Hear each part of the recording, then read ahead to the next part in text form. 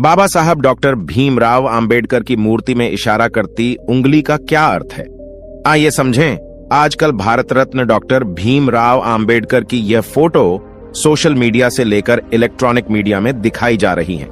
आखिर इसी फोटो का उपयोग प्रचार प्रसार में क्यों किया जा रहा है? तो आइए जानते हैं इसे एक कहानी के माध्यम से।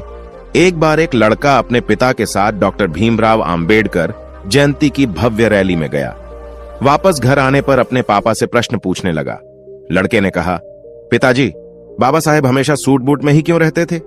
पिताजी ने कहा, बेटा, क्योंकि बाबा साहेब ने बचपन में ही वो कड़वी यातनाएं झेली थीं, जो आज का कोई भी व्यक्ति नहीं झेल सकता है। जब उन्हें पाठशाला में पानी पीने के लिए भी किसी सवर्ण जाति के शिक्षक अथवा चपरासी पर निर्भर रहना पड़ता था, क्योंकि कोई अछूत अपने हाथ से पानी नहीं ले सकता था। उस समय अपने देश भारत की यह स्थिति थी। बड़ौदा के महाराज गायकवाड़ ने बाबा साहब भीमराव अंबेडकर को स्कॉलरशिप देकर पढ़ने के लिए विदेश भेजा।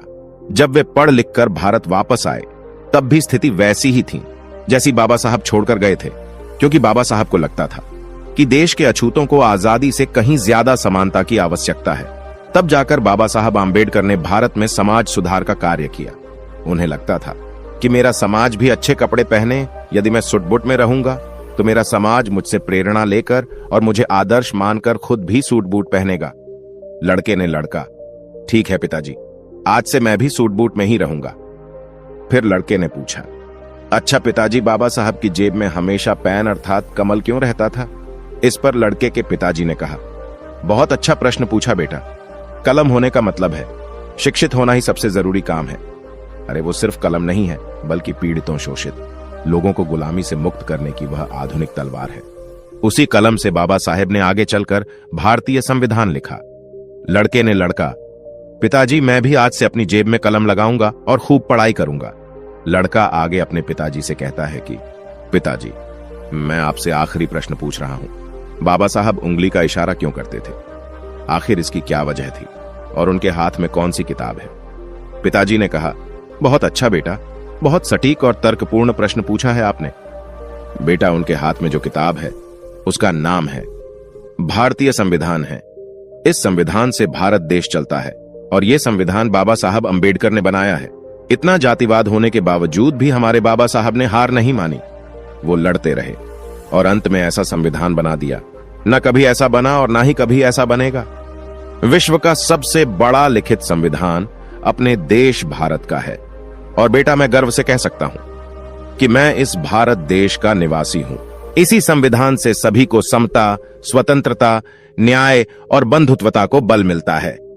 और हां बेटा, उंगली के इशारे का मतलब है तुम ही इस देश के शासक हो। जाओ, पहले इस संविधान में दिए अपने कर्तव्यों और अधिकारों को जानो और फिर अपने में से योग्य व्यक्ति को संसद भेजो जो आपके हक और अधिकारों को उठा सके। अगर इस संविधान को सही मायने में अमल में लाना है तो योग्य लोग संसद में आने चाहिए। वह उंगली से यह संबोधन करते हैं कि अपने भले के लिए स्कूल, कॉलेज और संसद में जाओ। लड़का कहता है अपने पिता से, धन्यवाद पिताजी, मैं भी बाबा साहेब के विचारों पर चलूंगा और इस देश का शासनकर्ता बनकर बहुत आगे ले जाऊंगा।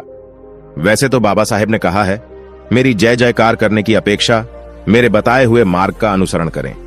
दोस्तों, आज की वीडियो में बस इतना ही। इस चैनल पर मैं सिर्फ बाबा साहेब के जीवन से जुड़ी छोटी बड़ी सभी जानकारी लेकर आता रहता हूं। यदि आप बाबा साहब को पसंद करते हो और इनके बारे में और अधिक जानना चाहते हो तो हमारे अंबेडकर साहेब जी यूट्यूब चैनल को सब्सक्राइब कर लें। वीडियो को पूरा देखने के लिए धन्यवाद। आपका दिन शुभ हो।